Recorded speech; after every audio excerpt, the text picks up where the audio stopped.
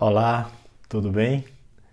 Quero te convidar a ouvir a palavra de Deus que se encontra no livro do profeta Zacarias, capítulo 7, do verso 1 ao verso 14, que nos diz assim: A desobediência foi a causa do cativeiro.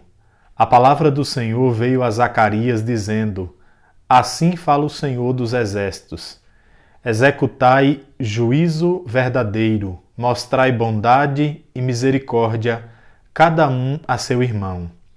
Não oprimais a viúva, nem ao órfão, nem o estrangeiro, nem o pobre, nem intente cada um em seu coração o mal contra o seu próximo. Eles, porém, não quiseram atender e, rebeldes, me deram as costas e ensurdeceram os ouvidos para que não ouvissem. Sim, fizeram o seu coração duro como diamante, para que não ouvissem a lei, nem as palavras que o Senhor dos Exércitos enviara pelo seu Espírito, mediante os profetas que nos precederam. Daí veio grande ira do Senhor dos Exércitos. Visto que eu clamei e eles não me ouviram, eles também clamaram e eu não os ouvi, diz o Senhor dos Exércitos. Espalhei-os com um turbilhão por entre todas as nações que eles não conheceram, e a terra foi assolada atrás deles, de sorte que ninguém passava por ela, nem voltava, porque da terra desejável fizeram uma desolação. Israel foi um povo retirado de uma condição de escravidão, pobreza e opressão lá no Egito, trazidos atravessando o deserto para Canaã, a terra prometida. E quando eles chegaram em Canaã, eles se esqueceram do Deus que os havia trazido até ali e lhes presenteado graciosamente como uma terra que manava leite e mel, uma terra deleitosa, terra próspera, terra boa. Então eles se aproveitaram de todo aquele conforto, riqueza e prosperidade para virarem as costas para Deus e passarem a pecar contra Deus. O Senhor passa a erguer profetas e enviar os profetas até o seu povo, e esses profetas começam a denunciar o pecado do povo e chamá-los ao arrependimento. E eles então continuam a endurecer o coração e a não ouvir a voz de Deus. Dentre estes profetas, encontra-se o profeta Zacarias. Nesse texto que nós lemos, a vontade de Deus ela é revelada ao seu povo no que diz respeito ao relacionamento de uns para com os outros, ao trato, à convivência. E o Senhor, ele diz nesta palavra, primeiro começa dizendo assim, diz o Senhor dos Exércitos. Não é qualquer um que está falando. É uma palavra que tem peso porque procede do Criador, do soberano, do Senhor absoluto que nos fez. Portanto, se faz necessário pararmos para ouvir o que ele está nos dizendo. E ele começa a falar e a dizer o seguinte: hajam com justiça uns para com os outros.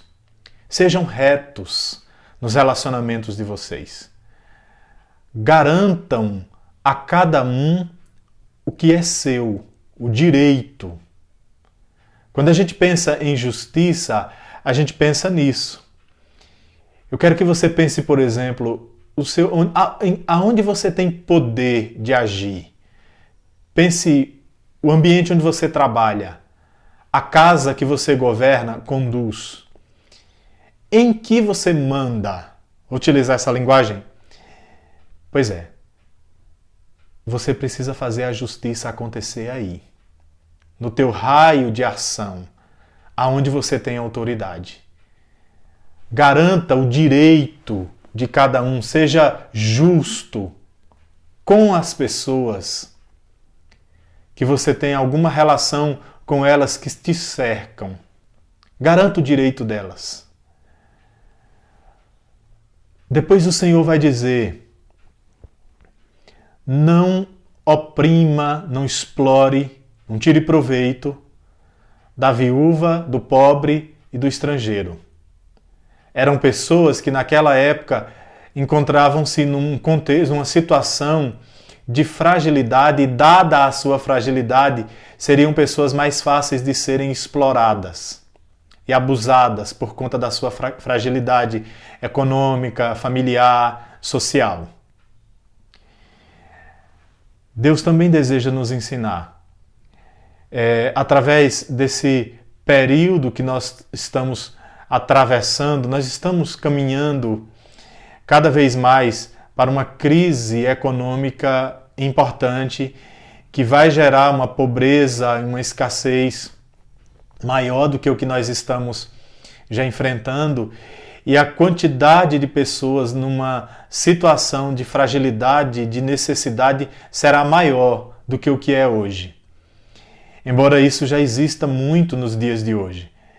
E Deus deseja que nós jamais nos aproveitemos da fraqueza, da pobreza ou da falta de conhecimento de quem quer que seja para tirar proveito, para pagar um salário menor, injusto, porque a pessoa vai fazer aquele trabalho só porque ela precisa pagar menos. Isso é injusto.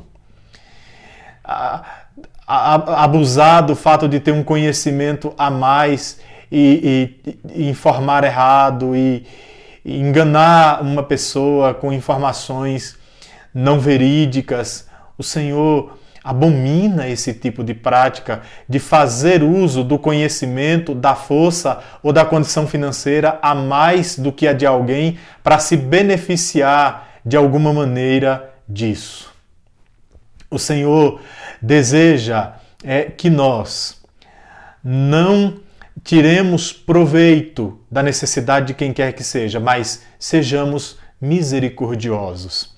E ser misericordioso é se colocar no lugar do outro, perceber a dificuldade, o sofrimento e a dor, sentir a situação do outro e, ao nos colocar no lugar dele, nos perguntar o que é que eu posso fazer para ajudar essa pessoa, para tornar a vida dela mais fácil, melhor, para aliviar o sofrimento. O que é que eu posso fazer?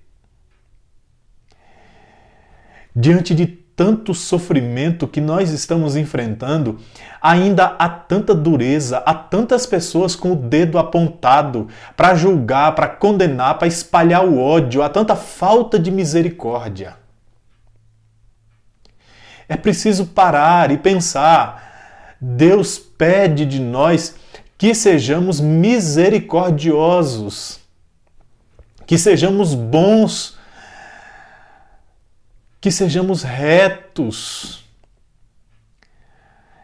E não apenas olhar para o erro dos outros, a injustiça dos outros, de quem está distante de nós, acima de nós, que são erros e que darão contas a Deus, mas pensar a partir do nosso raio de ação, daquilo que nós podemos fazer. Deus deseja que sejamos misericordiosos. E também essa palavra vem para falar ao nosso coração de uma forma dura, mas necessária. Não endureça o seu coração quando Deus nos pede para não tirar proveito de ninguém e para sermos misericordiosos e bons nos nossos relacionamentos. Porque se nós virarmos as costas para Deus como o povo de Israel virou e endurecer o coração com a dureza como se fosse um diamante, virão consequências sobre a nossa vida. E uma das consequências que vem é que o Senhor também passa a não responder às nossas orações. Quem somos nós, nesse tempo tão difícil que estamos vivendo, para vivermos sem o Senhor responder às nossas orações? Portanto, não vire as costas para Deus, para que Deus não vire as costas para você. Não feche os seus ouvidos para Deus, para que Deus não feche os ouvidos dele para você. Também não endureça o seu coração, porque o Senhor, Ele é poderoso para retirar de nós o nosso sustento e o nosso conforto material, porque Ele é dono de todas as coisas. E Ele fez isso com Israel. Israel endureceu o coração e Ele fez com que Israel fosse levado para o cativeiro e retirou Israel de uma terra boa e confortável. O Senhor também pode fazer, se nós endurecermos os nossos corações e fecharmos os nossos ouvidos, Ele pode fazer com que os nossos inimigos prevaleçam contra nós, nos vençam, sejam mais fortes do que nós.